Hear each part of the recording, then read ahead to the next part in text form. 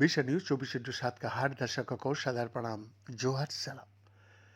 दर्शक, अमेरिकी राष्ट्रपति डोनाल्ड ट्रंप ने बीते काल बुधवार को ईरान के साथ जारी युद्ध में अमेरिकी सेना का प्रदर्शन की खुलकर तारीफ की। उन्होंने कहा कि युद्ध शुरू होने का एक हफ्ते से भी कम समय में अभियान ने तेज प्रगति हासिल किया है और अमेरिका अब मजबूत स्थिति में है।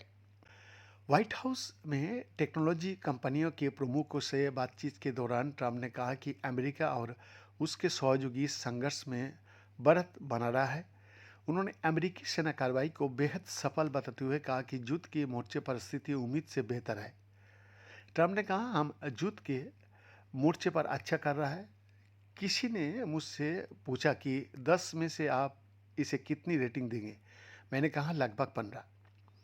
राष्ट्रपति का यह बयान उस समय आया है जब मिडिल ईस्ट में अमेरिका और ईरान के बीच सेना टकराव तेजी से बढ़ रहा है। ट्रंप ने यह भी दावा किया कि मौजूदा सेना अभियान के दौरान ईरान के नेतृत्व पर लगातार दबाव बनाया जा रहा है। उनके मुताबिक ईरानी नेतृत्व के कई अहम चेहरे इस अभियान में निशाना पर है। उन्होंने यह भी कहा कि अब अमेरिका मजबूत स्थिति में है और ईरान का नेतृत्व पर लगातार असर पड़ रहा है। मिडिल ईस्ट में बड़ा तनाव ईरान और अमेरिका के बीच चल रहा युद्ध अब 6ठा दिन में पहुंच चुका है। इस दौरान मिडिल ईस्ट के कई हिस्सों में नए धमाके और सेना गतिविधियों की खबरें सामने भी आ रहा है। अमेरिकी सेना इसराइल के साथ मिलकर समन्वित सेना अभियान चला रही है। संघर्ष के दौरान समुद्री मोर्चे पर भी बड़ा घटनाक्रम सामने आया।